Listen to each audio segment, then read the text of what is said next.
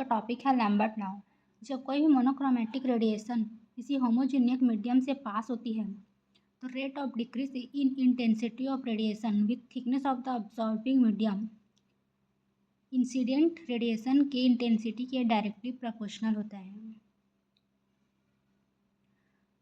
Minus का means decrease in the intensity of radiation with thickness of the absorbing medium is directly proportional to intensity of incident radiation.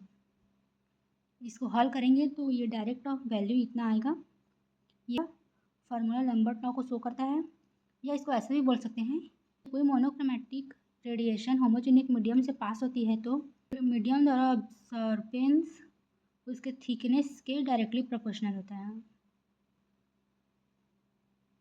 अगला है beer law. जब कोई भी monochromatic radiation किसी homogeneous solution से pass होता है तो decrement in light intensity with concentration of solution incident light के डायरेक्टली प्रोपोर्शनल होता है।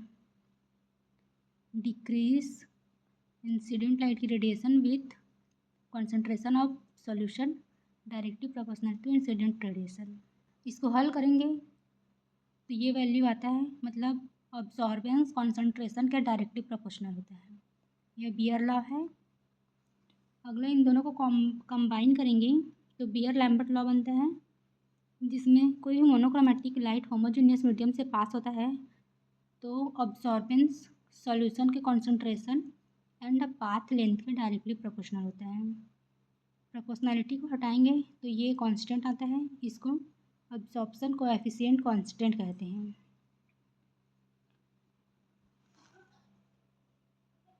Change of absorbance with concentration तो स्ट्रेट लाइन मिलता है। बियर लैम्बर्ट लॉ को इस फॉर्मूले के रूप में भी शो कर सकते हैं, इतना है। ट्रांसमिटेंस क्या होता है? ट्रांसमिटेड लाइट और इंसिडेंट लाइट के रेशियो को ही ट्रांसमिटेंस कहते हैं। ये इतना फॉर्मूला है। अब्जॉर्बेंस और ट्रांसमिटेंस के बीच रिलेशन है। ये ट्रांसमिटेंस का कॉन्सेंट्रेशन के साथ ग्राफ इस तरह का मिलता है।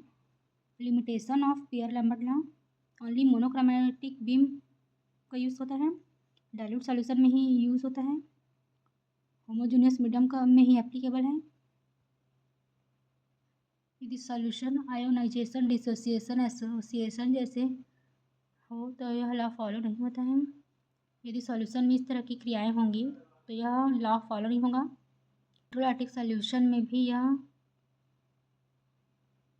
फॉलो नहीं होता है, क्योंकि इसमें नॉन लीनियर ग्राफ मिलता है अब्जॉर्बेंस और कॉन्सेंट्रेशन के बीच।